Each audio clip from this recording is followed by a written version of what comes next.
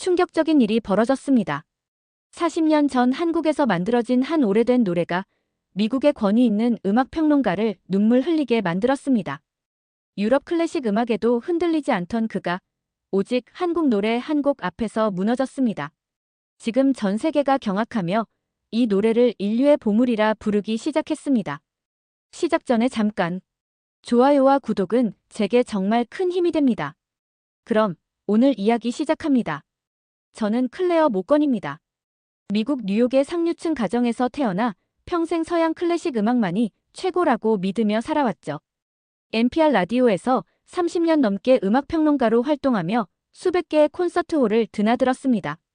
바흐, 모차르트, 베토벤을 들으며 자랐고 유명 오케스트라의 공연을 보며 감동하던 사람이었어요. 제 사무실 벽은 유럽 작곡가들과 찍은 사진으로 가득했습니다. 솔직히 말해 아시아 음악은 그저 미숙한 복제품 정도로 여겼어요. K-팝, 그저 서양 음악을 모방한 상업적 산물일 뿐이라 생각했죠. 심지어 아시아 투어 제안도 여러 번 거절했을 정도였습니다. 세계 최고의 음악은 유럽에서 완성되었다. 이것이 제 지론이었습니다. 30년간 라디오에서 클레어의 명곡 산책이란 프로그램을 진행하며 한 번도 아시아 음악을 다룬 적이 없었어요.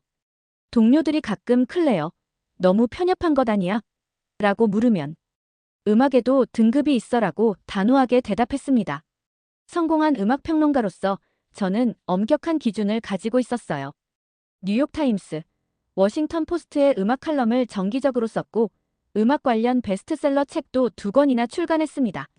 대학에서 강의할 때면 진정한 예술은 유럽의 클래식 전통에서 시작된다고 가르치곤 했죠. 수많은 명곡을 들어왔지만 감정에 휩쓸린 적은 거의 없었습니다. 음악평론가란 감정보다 분석이 중요하다고 믿었으니까요. 스트라빈스키의 봄의 제전도, 말러의 교향곡도 저를 울리지 못했습니다. 하지만 그 한국 노래는 달랐어요. 제 인생을 뒤흔든 그 곡을 만난 순간을 잊을 수 없습니다. 지난 가을, 브루클린의 허름한 재즈바에서 세계 전통음악 페스티벌이 열렸습니다. 사실 동료가 억지로 끌고 간 자리였어요. 클레어, 좀 편협한 시각에서 벗어나봐. 세상엔 내가 모르는 음악이 훨씬 많아. 라는 말에 마지못해 따라갔죠. 그날 밤 공연장은 의외로 사람들로 가득 차 있었습니다. 인도 음악, 아프리카 드럼 연주가 이어졌고 저는 지루한 표정으로 와인 잔만 기울이고 있었어요. 언제 끝나나 하며 시계만 보고 있는데 사회자가 다음 연주자를 소개했습니다. 이제 데이비드 김의 피아노 연주가 이어집니다. 한국의 전통 선율을 재해석한 피아노 작품을 들려드립니다. 무대에 올라온 젊은 한국계 피아니스트는 동양적인 외모에 정장 차림이었어요. 28살 정도로 보였고 자신감 넘치는 표정이었습니다. 다음 곡은 제 할머니께서 들려주시던 1980년대 한국 노래입니다. 백만송이 장미라는 곡인데요. 이 노래는 한국인들에게 특별한 의미가 있습니다. 솔직히 기대하지 않았습니다. 또 어떤 유치한 팝송인가 싶었죠. 그런데 첫 음이 울려 퍼지는 순간 묘한 느낌이 들었어요. 마치 오래전 어디선가 들어본 듯한, 아니 내 영혼이 기억하는 선율 같았습니다. 피아노 선율이 고조되면서 갑자기 제 눈에서 눈물이 흘러내리기 시작했어요. 처음엔 당황스러웠습니다. 내가 왜 우는 거지? 손으로 얼굴을 가렸지만 눈물은 멈추지 않았어요. 심장이 빠르게 뛰기 시작했고 온몸에 전율이 흘렀습니다. 옆자리 친구가 놀란 얼굴로 저를 보며 속삭였어요. 클레어, 괜찮아. 얼굴이 새하얗게 변했어. 노래가 끝나고 사람들이 박수를 칠 때 저는 화장실로 뛰어갔습니다. 거울 앞에 선 제 모습은 낯설었어요. 붉어진 눈으로 흐트러진 메이크업, 54년 인생에서 처음 보는 제 모습이었습니다. 도대체 이 노래에 뭐가 있길래? 왜 이렇게 마음을 흔드는 거지? 내가 지금 뭘 느끼는 거지? 화장을 고치고 나오는 길에 피아니스트 데이비드 김과 마주쳤습니다. 그가 미소 지으며 물었어요. 제 연주 어땠나요? 특히 백만송이 장미는 제가 가장 좋아하는 곡이에요. 정말 놀라운 곡이었어요. 이 노래에 대해 더 알고 싶네요. 그날 밤 침대에 누워 천장을 바라보며 그 선율을 계속 떠올렸습니다. 마치 오래전에 잃어버린 무언가를 찾은 듯한 묘한 감정이었어요. 단 한 번의 연주로 30년간 쌓아온 제 음악적 가치관이 흔들리기 시작했습니다. 다음 날 NPR 사무실에 들어서자 동료들이 제 얼굴을 보고 놀랐습니다. 평소 완벽한 메이크업과 단정한 모습에 제가 피곤한 얼굴로 나타났으니까요. 클레어, 무슨 일 있어? 마치 유령이라도 본 것 같은 표정이네. 평소와 달리 창백한 얼굴로 출근한 저는 마음을 단단히 먹고 동료들에게 어젯밤 일을 털어놓았어요. 내가 어젯밤에 한국 노래를 듣고 울었어. 순간 사무실이 조용해졌습니다. 모두가 놀란 표정으로 저를 쳐다봤어요. 그리고 갑자기 마이클이 박수를 치며 웃었습니다. 드디어, 이제야 당신도 알게 됐군. 한국 음악의 힘을. 내가 몇 년 전부터 말했잖아. 알고 보니 마이클은 5년 전부터 한국 음악에 빠져 있었고 여러 동료들도 K-팝은 물론 한국의 트로트, 민요까지 즐기고 있다는 사실을 알게 됐어요. 마치 모두가 알고 있는 비밀에서 저만 소외된 기분이었습니다. 클레어, 한국은 이제 단순한 전자제품 강국이 아니야. 문화 강국이라고. 삼성, 현대만 있는 게 아니라 BTS, 기생충, 오징어 게임까지. 21세기는 한국의 세기라니까. 편집장마저도 한국 문화에 박식했습니다. 클레어, 한국은 지난 70년간 전쟁의 폐허에서 세계 10대 경제 강국으로 성장한 유일한 나라야. 그들의 음악엔 그런 역사적 아픔과 극복의 의지가 담겨 있어. 다들 한국 문화를 찬양하는 말들을 쏟아냈지만 제 마음은 복잡했습니다. 한편으론 그 노래의 힘을 인정하고 싶었지만 30년간 쌓아온 제 권위가 무너지는 것 같았어요. 미국 최고의 음악평론가가 아시아 대중가요에 무너졌다니 이것이 알려지면 제 신뢰도는 어떻게 될까? 그런 두려움도 있었습니다. 밤마다 유튜브에서 백만송이 장미를 검색해 들었습니다. 원곡, 커버, 오케스트라 버전까지 모두 찾아 들었어요. 노래를 들을 때마다 묘한 그리움과 슬픔이 밀려왔습니다. 가사는 이해할 수 없었지만 그 선율만으로도 가슴이 저렸어요. 이런 감정은 뭐지? 단순한 우연일까? 아니면 평생 내가 놓치고 있던 무언가일까? 정말 한국 음악이 이렇게 깊은 감동을 줄 수 있는 걸까? 잠자리에 들기 전, 오래전 대학 시절 꿈꾸던 세계 음악 여행이 떠올랐습니다. 젊은 시절 첫사랑과 함께 계획했던 아시아 여행, 모두 포기하고 안정적인 직장을 선택했던 순간들. 그 모든 기억이 한국 노래 한 곡으로 인해 되살아났어요. 마치 인생의 갈림길에서 내가 가지 않은 길을 그 노래가 보여주는 것 같았습니다. 한 달간의 고뇌 끝에 중대한 결심을 했습니다. 54세의 나이에 처음으로 아시아, 그것도 한국으로 직접 가기로 한 거죠. 지금까지 저는 유럽 이외 지역으로 취재를 나간 적이 거의 없었습니다. 아시아는 문화적으로 중요하지 않은 지역이라고 생각했으니까요. NPR 프로듀서 스티브 앞에 앉아 특별 기획안을 내밀었습니다. 두꺼운 서류 맨 위에는 굵은 글씨로 제목이 적혀 있었어요. 한국 세계를 울린 음악의 힘이라는 특집 시리즈를 만들고 싶습니다. 직접 한국에 가서 취재하겠습니다. 스티브는 안경을 벗고 놀란 표정으로 저를 쳐다봤어요. 클레어, 당신이 30년 동안 유럽 밖으로 취재를 나간 적이 없잖아. 갑자기 한국이라니. 스티브, 내 인생을 바꿀 노래를 들었어요. 그리고 그것이 어디서 왔는지, 왜 그런 힘이 있는지 알아내고 싶어요.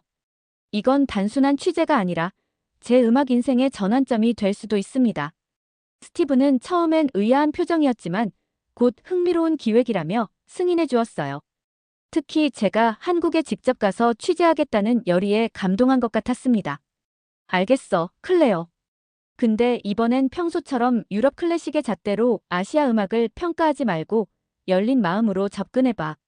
이 프로젝트가 우리 방송국의 시각을 넓히는 계기가 될 수도 있으니까. 출발 전날 밤, 여행 가방을 챙기며 떨리는 마음을 진정시킬 수 없었습니다. 사무실 책장에서 한국에 관한 책을 찾아 밤새 읽었어요. 놀랍게도 한국은 5,000년의 역사를 가진 나라였고 일제강점기, 한국전쟁, 군사 독재 등 수많은 고난을 이겨낸 강인한 민족이었습니다. 특히 놀라웠던 것은 한국이 불과 50년 만에 세계 최빈국에서 선진국으로 성장했다는 사실이었어요.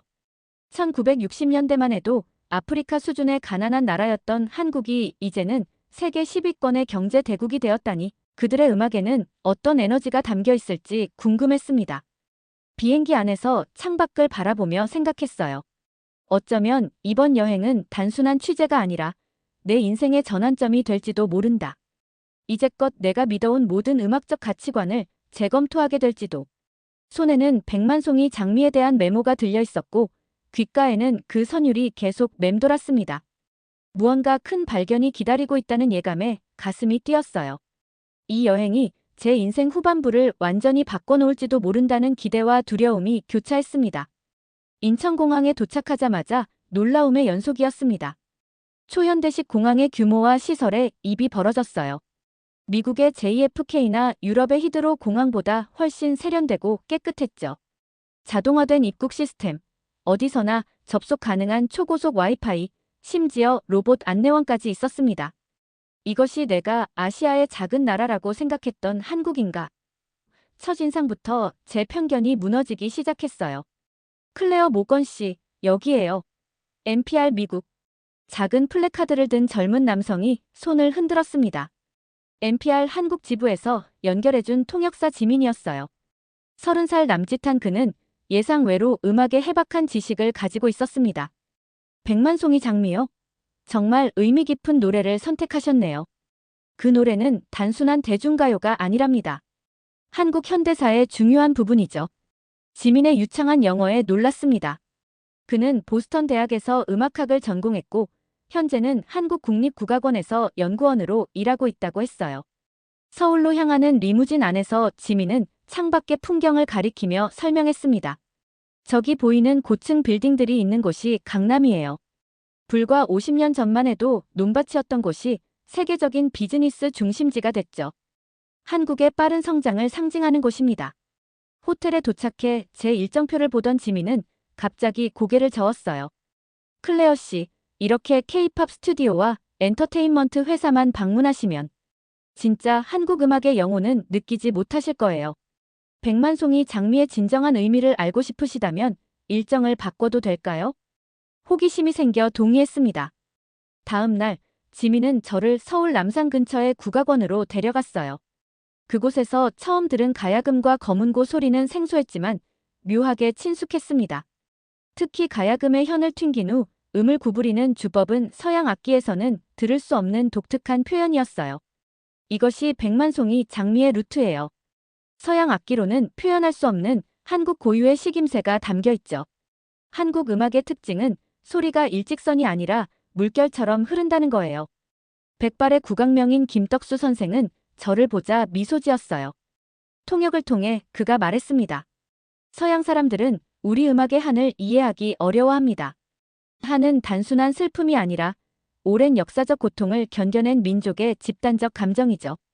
하지만 당신은 느꼈군요. 한이라. 서양에 없는 그 감정의 깊이를 조금씩 이해하기 시작했어요. 고통 속에서도 아름다움을 찾고 슬픔 속에서도 희망을 노래하는 그들의 정신이 느껴졌습니다. 다음 날엔 전주 한옥마을로 향했습니다.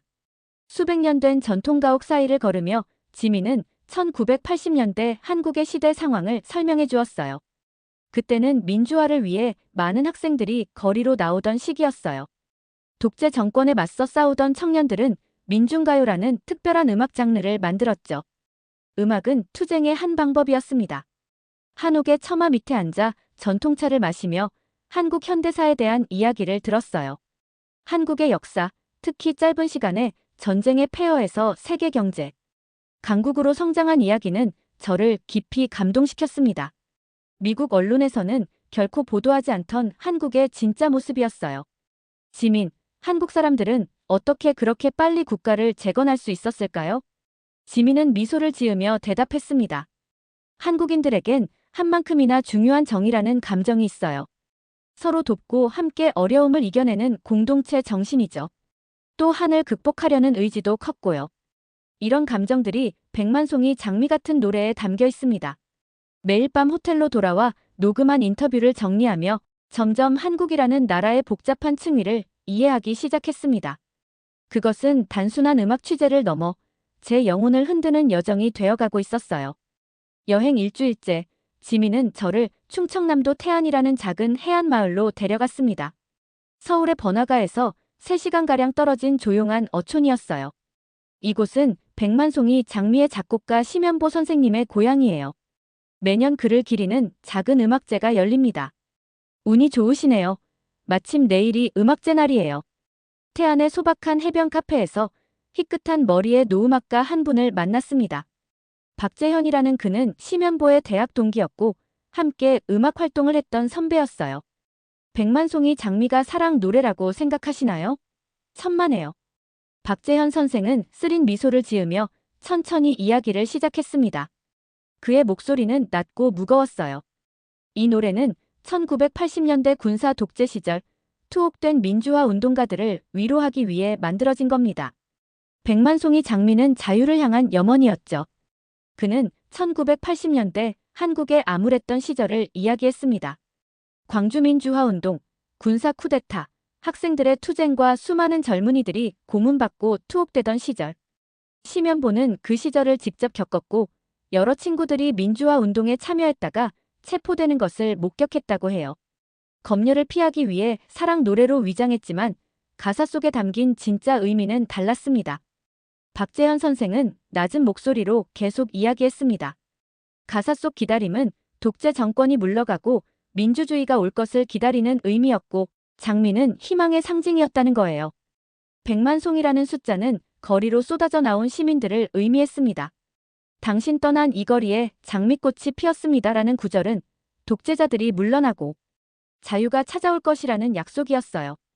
기다리겠습니다는 끝까지 포기하지 않겠다는 민중의 다짐이었죠.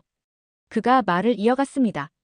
이 노래가 발표됐을 당시 검열을 피하기 위해 사랑 노래로 위장했지만 젊은이들은 모두 그 진짜 의미를 알고 있었습니다. 대학가에서는 이 노래가 시위 현장에서 불렸어요. 학생들이 군경에 맞서 이 노래를 부를 때마다 그것은 저항의 상징이었습니다. 박재현 선생은 자신의 낡은 기타를 꺼내 백만송이 장미를 연주하기 시작했어요. 바다를 배경으로 울려 퍼지는 그 선율에 저는 완전히 무너졌습니다. 갑자기 모든 것이 이해됐어요. 제가 브루클린에서 느꼈던 그 감정의 정체, 그 가슴 저림의 원인이 분명해졌습니다. 그것은 단순한 선율의 아름다움이 아니라 자유와 인권을 위해 싸웠던 사람들의 눈물과 희망이 담긴 노래였던 거예요. 이건 단순한 팝송이 아니라 피와 눈물로 쟁취한 자유의 노래였던 거군요. 바다를 바라보며 눈물을 흘렸습니다.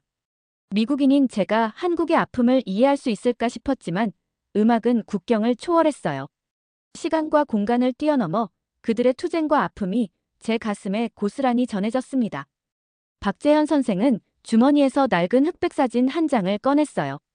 1980년대 초반 대학 캠퍼스에서 찍은 단체 사진이었습니다. 이 사진 속 청년들 중 3명은 시위 중에 목숨을 잃었고 5명은 감옥에 갔습니다. 심연보는 친구들을 위해 이 노래를 만들었어요. 그리고 이 노래는 어둠 속에서 희망의 등불이 되었죠. 사진 속 젊은 얼굴들을 보니 더욱 가슴이 아팠습니다. 그들은 제 아들, 딸과 비슷한 나이였을 테니까요. 자유를 위해 목숨을 걸었던 그 청년들의 열정과 용기가 한 곡의 노래에 담겨 있다는 사실이 저를 압도했어요. 미국에서도 60년대 민권운동, 반전운동이 있었지만 이건 달랐습니다. 더 최근에 아직 아물지 않은 상처였고 그런데도 그 아픔을 아름다운 예술로 승화시켰다는 게 박재현 선생은 고개를 끄덕였습니다. 음악은 때로 가장 강력한 저항 도구가 됩니다. 총알보다 강한 것이 때로는 노래니까요. 해변을 따라 걸으며 지민은 심연보의 이야기를 더 들려주었습니다. 그는 이 노래로 큰 성공을 거두었지만 그 의미가 밝혀질까 두려워 오랫동안 숨어 지냈다고 해요. 민주화 이후에야 비로소 공개적으로 이 노래의 진짜 의미를 말할 수 있었다는 거죠. 저는 완전히 무너졌습니다. 30년간 쌓아온 제 오만과 편견이 모두 허물어지는 순간이었어요. 서양 음악만 최고라고 믿었던, 아시아 문화를 저평가했던 모든 생각들이 산산조각 났습니다. 지민, 나는 정말 아무것도 몰랐어. 이 노래가 단순한 사랑 노래일 거라고 생각했는데 이건 그들의 혼과 영혼이 담긴 역사적 증언이었네. 지민은 따뜻하게 웃으며 말했어요. 클레어 씨, 그래서 음악이 위대한 거죠. 언어도 문화도 국경도 초월해서 마음에 직접 닿으니까요. 당신이 브루클린에서 느낀 감동은 진짜였어요. 말로는 이해 못해도 당신의 가슴은 이미 그 의미를 알아차린 거죠. 바다를 바라보며 생각했습니다. 내가 평생 믿어온 모든 음악적 가치관이 잘못된 것일까? 얼마나 많은 보석 같은 음악들을 내 편견 때문에 놓쳐버렸을까? 그날 저녁 태안 해변에서는 작은 촛불 음악제가 열렸습니다.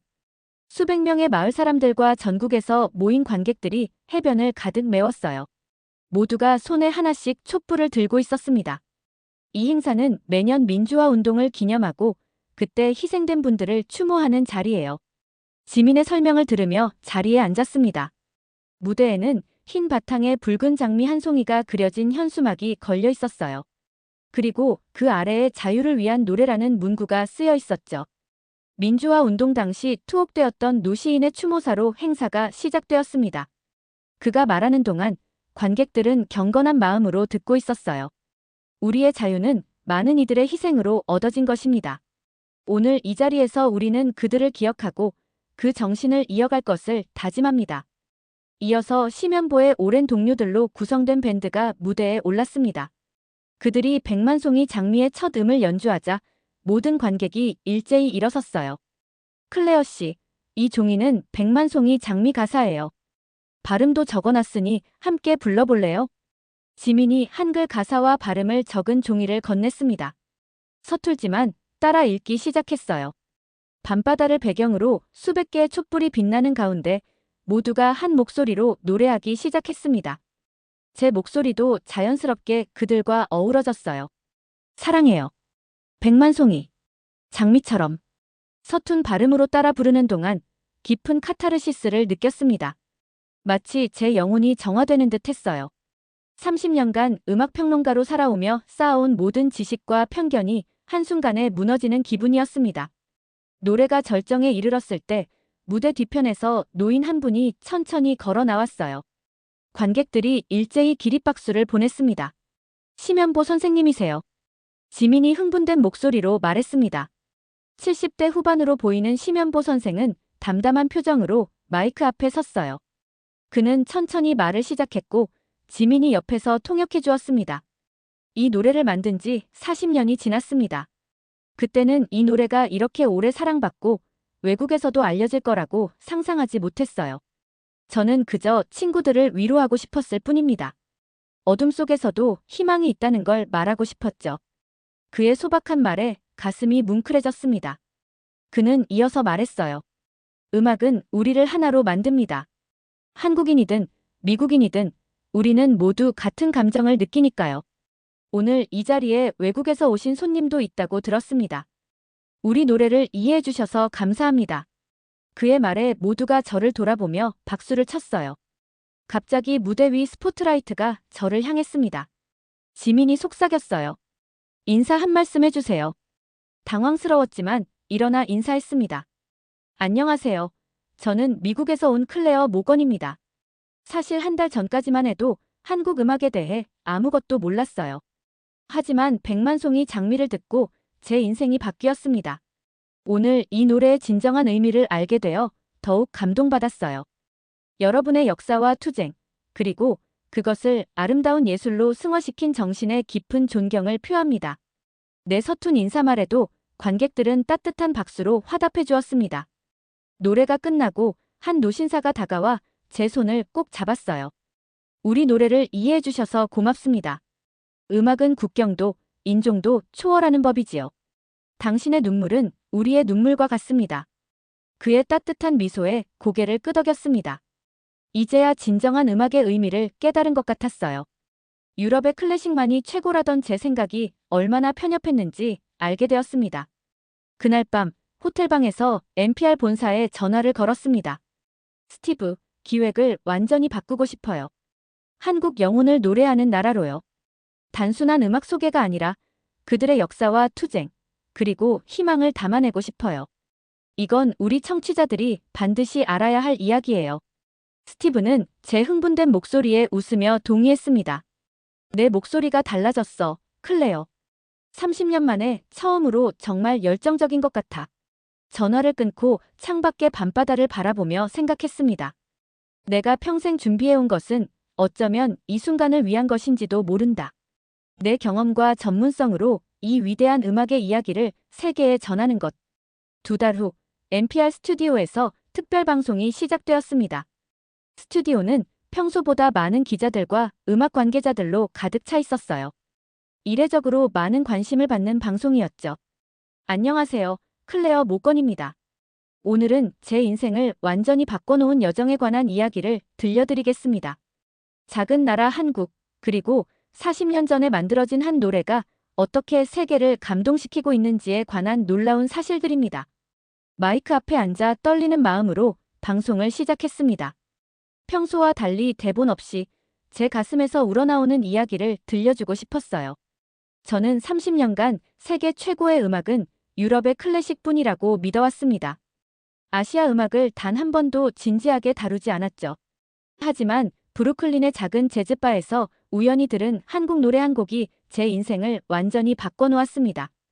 2시간짜리 특집 방송에서 저는 한국의 음악 역사적 배경, 그리고 백만송이 장미에 담긴 가슴 아픈 이야기를 소개했어요. 특히 한국이 어떻게 전쟁의 폐허에서 일어나 문화 강국이 되었는지, 그 힘의 원천이 국민들의 끈질긴 정신에 있다는 점을 강조했습니다. 한국인들은 절망 속에서도 희망을 노래했습니다. 가장 어두운 시간에도 그들은 음악으로 서로를 위로하고 격려했어요. 백만송이 장미는 단순한 노래가 아니라 한 민족의 영혼이 담긴 역사적 증언입니다. 방송 중간에 심연보아의 인터뷰를 내보냈고 태안 해변에서 녹음한 합창 장면도 소개했습니다. 이어서 한국 현대사의 주요 사건들과 음악적 배경을 설명했어요. 한국은 우리가 생각했던 것보다 훨씬 깊고 풍요로운 문화를 가진 나라입니다. 그들의 음악은 단순한 오락이 아니라 역사와 투쟁, 그리고 인간 정신의 위대함을 담고 있어요. 방송이 끝날 무렵 마지막 메시지를 전했습니다. 오늘 제가 들려드린 이야기가 여러분에게도 새로운 시각을 제공했기를 바랍니다. 음악은 국경을 초월하는 힘이 있습니다. 우리는 더 이상 서양과 동양으로 음악을 나눌 필요가 없어요. 좋은 음악은 그저 좋은 음악일 뿐입니다. 그리고 백만송이 장미는 분명 인류의 위대한 문화유산 중 하나입니다.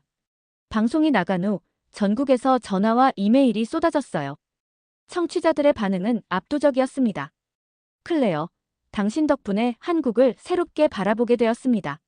오늘 밤 처음으로 백만송이 장미를 들었는데 저도 눈물이 났어요. 30년간 당신의 방송을 들어왔지만 이렇게 감동적인 방송은 처음입니다. 특집 방송은 NPR 역사상 가장 높은 청취율을 기록했고 팟캐스트 다운로드 수도 최고치를 경신했습니다. 놀랍게도 한국의 주요 방송국에서도 이 특집을 번역해 방영했어요.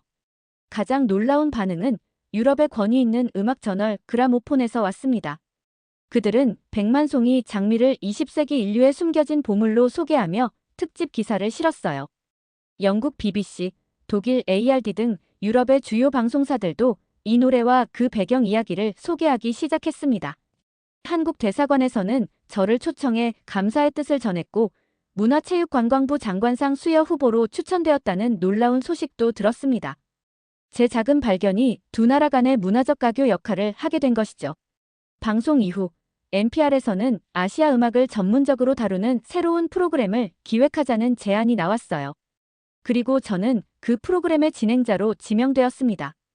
그로부터 1년이 지난 지금 저는 매년 봄이 되면 태안을 방문합니다. 그곳에서 열리는 백만송이 장미음악제는 이제 국제적인 행사가 되었어요. 전 세계에서 음악 팬들이 모여 자유와 인권의 소중함을 노래하는 축제로 발전했죠. 지민과는 깊은 친구가 되어 정기적으로 연락을 주고받고 있습니다. 그는 현재 서울대학교에서 한국 음악의 세계화에 대한 연구를 진행 중이며 올해 미국 순회 강연도 앞두고 있어요. NPR에서는 세계 음악에 숨겨진 보석들이라는 새 프로그램이 시작됐고 저는 다양한 문화권의 음악을 소개하는 진행자가 되었습니다. 특히 아시아, 아프리카, 남미 등 서구에서 소외되었던 지역의 음악에 초점을 맞추고 있어요. 이 프로그램은 NPR의 간판 프로그램으로 자리 잡았고 청취자들의 뜨거운 호응을 얻고 있습니다. 오늘은 인도네시아의 전통 음악 가물란을 소개합니다. 이 음악이 어떻게 클로드 드뷔시에게 영감을 주었는지 아시나요? 이런 식으로 동서양 음악의 연결고리를 찾아 소개하는 작업은 저에게 새로운 즐거움이 되었습니다.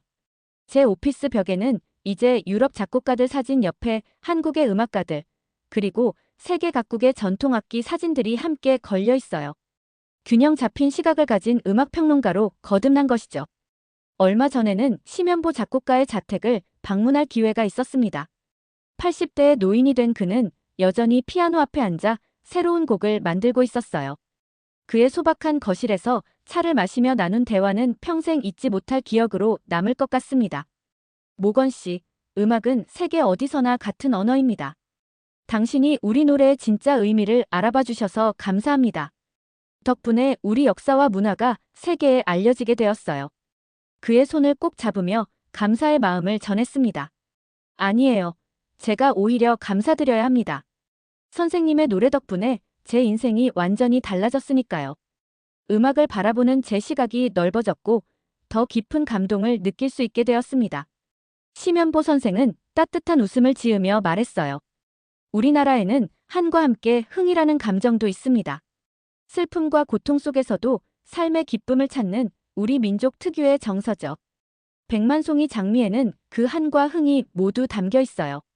백만송이 장미처럼 한국이라는 작은 나라가 세계를 감동시킬 수 있었던 이유는 고난 속에서도 희망을 노래했던 그들의 강인한 정신이었어요. 일제강점기, 6.25 전쟁, 독재 정권, 수많은 시련을 겪으면서도 그들은 문화의 힘으로 일어섰습니다. 요즘은 미국 대학에서 강의할 때면 이렇게 말합니다. 진정한 예술은 국경을 넘고 진심은 언어를 초월합니다. 그리고 그 시작은 동양의 작은 나라 한국에서 피어난 백만송이 장미였습니다. 매일 아침 출근길에 이 노래를 듣습니다. 이제는 가사의 의미도 조금씩 이해하게 된 이선율. 제 인생의 새로운 장을 열어준 이 노래가 앞으로도 많은 이들의 마음을 열어주기를 바랍니다. 한국에서 시작된 이 작은 불꽃이 세계 음악의 새로운 지평을 열고 있으니까요.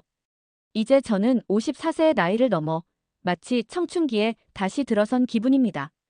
음악을 향한 열정이 다시 불타오르고 세상을 더 넓은 시각으로 바라보게 되었으니까요. 한국의 작은 노래 한 곡이 제게 준 선물은 결국 새로운 인생이었습니다. 그리고 저는 이 선물을 다시 세상과 나누고 있습니다. 백만송이 장미처럼 아름답게 피어나는 세계 음악의 다양성을 전하면서요. 이 영상이 마음에 드셨다면 좋아요와 구독 부탁드립니다. 여러분의 응원이 더 많은 이야기를 나눌 수 있는 힘이 됩니다. 다음에 더 감동적인 이야기로 찾아뵙겠습니다. 감사합니다.